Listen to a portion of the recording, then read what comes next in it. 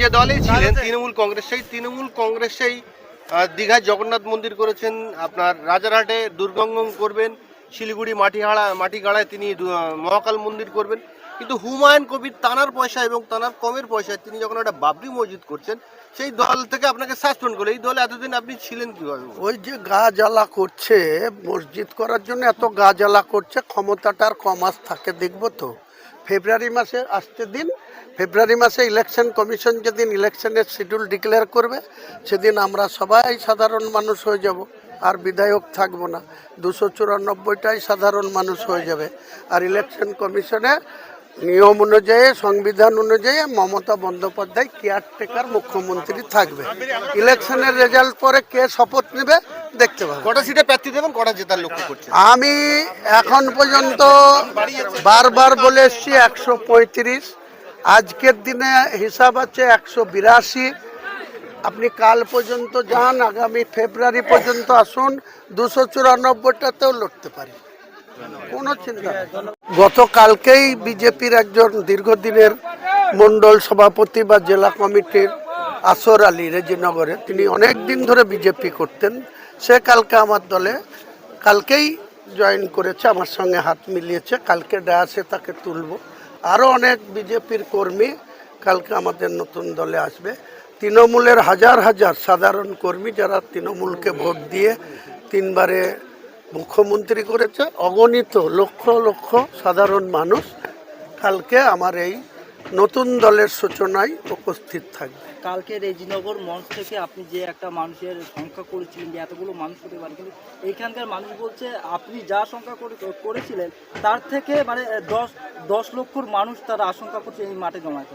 দেখুন, সেটা কালকেই আপনারাও দেখতে পাবেন, আমিও পরখ করব। আমার স্থির বিশ্বাস মানুষ আমার সঙ্গে সঙ্গ দিবে। আমি ন্যায়ের জন্য, ন্যায় প্রতিষ্ঠা করার জন্য, মানুষের ন্যায্য অধিকারকে প্রতিষ্ঠা করার জন্য স্বচ্ছতাভাবে আমরা জীবনযাপন করতে চাই। উপরওয়ালা আমাদেরকে মানুষ হিসাবে পাঠিয়েছেন, আমরা বিবেকবান মানুষ হিসাবে পৃথিবীতে যে কটা দিন বাঁচব সেটা মানুষের কাছে তুলে ধরতে চাই। কোনো অন্যায়ের সঙ্গে আপোষ করিনি, করব না, কোনো অন্যায় কাজ সমর্থন করব না, অন্যায়ের বিরোধিতা করব, দুষ্টুদের কাছ থেকে দূরে থাকব। স্বচ্ছতা নিয়ে আগামী দিন আমার দল চলবে। আপনি বলেছেন মুর্শিদাবাদে 22টা সিট আছে, কংগ্রেসকে দেবেন 9টি, আপনি নেবেন 9টি, বামকে দেবেন 3, আইএসএফকে দেবেন 1। এরকম ধরনের কোনো আলোচনা কি বাম কংগ্রেস আইএসএফের সঙ্গে আপনার হয়েছে? কোনো নেতার সঙ্গে আমার কোনো আলোচনা করার প্রয়োজন নেই। আমি ওপেন ফোরামে বলছি, আপনাদের মিডিয়ার সমস্ত চ্যানেলকে বলছি, যদি তারা সিপিএম মনে করে, কংগ্রেস মনে করে, আইএসএফ মনে করে যে তারা 3জনায় জোট করে তৃণমূলকে ক্ষমতাচ্যুত করতে পারবে, তারা লড়ুক না, কোনো অসুবিধা নেই। তারা তো 16তেও জোট করেছিল, তার কি রেজাল্ট হয়েছিল মানুষ ভুলে যায়নি। 21এও তারা জোট করেছিল, শূন্য পেয়েছে, সিপিএমও শূন্য, কংগ্রেসও শূন্য। পরবর্তীকালে সাগরদিঘি মুর্শিদাবাদের বাই ইলেকশনে বাইরনকে জিতেছিল, সেই বাইরনকে 3 মাস কংগ্রেস ধরে রাখতে পারেনি। আমি একটুকু বলতে পারি, আগামী দিনে আমার যে নতুন দল, সেই দলের প্রতীক নিয়ে যারা নির্বাচিত হবে তারা কারো কাছে আত্মসমর্পণ করবে না, কোনো কিছুর বিনিময়ে কারো দলে যাবে না। আমার নতুন দল, সেই দলের আমি রাজ্যের চেয়ারম্যান বা সভাপতির দায়িত্ব পালন করব। আমার 75 জন সহকর্মীর স্টেট কমিটি কাল ডিক্লেয়ার করব এবং পশ্চিম মেদিনীপুরের জেলার সভাপতি ডিক্লেয়ার করব কাল। বাকি প্রত্যেকটা জেলার জেলা সভাপতি, তাদের কমিটি, ব্লক কমিটি, জেলা কমিটি, রাজ্যের আরও কমিটিকে সম্প্রসারণ করা হবে, আরও বাড়ানো হবে পরিধি। এবং নির্বাচনের ময়দানে আমি ডাইরেক্ট শাসক দলকে চ্যালেঞ্জ করছি, আগামী দিনে এই দুর্নীতিগ্রস্ত সরকার, তুলাবাজের সরকার, কয়লা চোরের সরকার, বালি চোরের সরকার, চাকরি বিক্রি করার সরকারটাকে পতন ঘটাবই। বেশ কিছু মানুষ বলছেন রাজনৈতিক মহলে যে হুমায়ুন কবিরের মমতা ব্যানার্জির সঙ্গে একটা গট আপ কেস হয়েছে, যেমন বাম কংগ্রেসের দিকে মানুষ এখন যাচ্ছেন, সেই জন্য সেটাকে রোধ করার জন্যে হুমায়ুন কবিরকে দিয়ে মমতা ব্যানার্জি এরকম খেলা কি আছে বাম কংগ্রেসের কটা প্রধান আছে, কটা পঞ্চায়েত সমিতি আছে, কটা জেলা পরিষদ আছে, গোটা বাংলার মানুষ দেখছে না।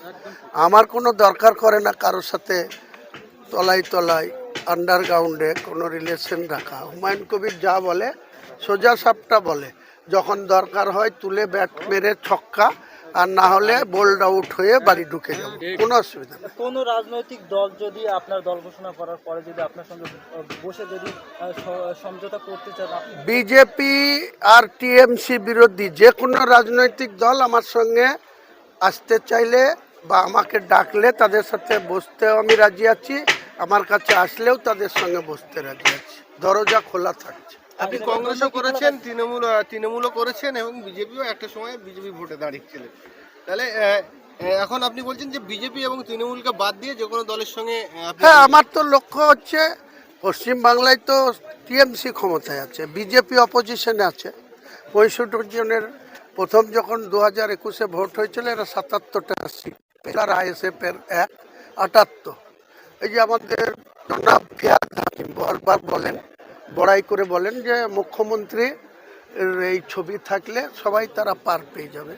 তো 2021-এ মুখ্যমন্ত্রী নিজে হেরেছিলেন, আপনারা জানেন, নিজে নন্দীগ্রামে 1956 ভোটে হেরেছিলেন। তাহলে তার ছবি বাদ দিয়ে আরও 77টা বিজেপি আর একটা নওশাদ, তাহলে 78টা সিট তার বাইরে গেছিল, তাই তো। তারপরে পৌরসভা ভোট হয়েছে, পঞ্চায়েত ভোট হয়েছে, লোকসভা ভোট হয়েছে। লোকসভা ভোটের ডিফারেন্স কত? 12টা সিট পেয়েছে বিজেপি, তারা 2,33,00,000 ভোট পেয়েছে। আর 29টা সিট পেয়েছে তৃণমূল, 2,87,00,000 ভোট পেয়েছে। ডিফারেন্স কত?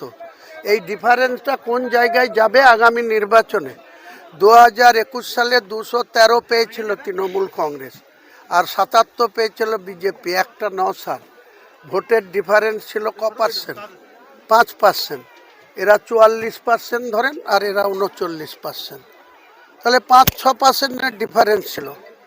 100টা ভোটের ভিতরে 5টা 6টা বেশি ভোট পেয়ে তৃণমূল জিতেছিল। আর তৃণমূলের যে সরকার 213 পেয়েছিল, আমার কাছে হিসাব আছে 2021 সালে 65টা সিট তৃণমূল জিতেছিল, বিজেপি সেকেন্ড হয়েছিল। মাত্র 500 থেকে 2000 ভোটে 65টা সিট তৃণমূল জিতেছিল, তাই তারা 213-তে পৌঁছেছিল, তা নাহলে 150-এই থেমে যেত। তা আগামী দিনে তৃণমূলকে সবক শিখাবো, বিজেপিকেও সবক শিখাবো। আপনারা কাল এসেছেন তো ভাই, কাল দেখবেন সচক্ষে। হুমায়ুন কবিরকে দেখে রীতিমতো কর্মী সমর্থকরা স্লোগান দিচ্ছে, সেই ছবি দেখানোর চেষ্টা করছে এবং আমরা কথা বলার চেষ্টা করবো তিনি কি বলছেন।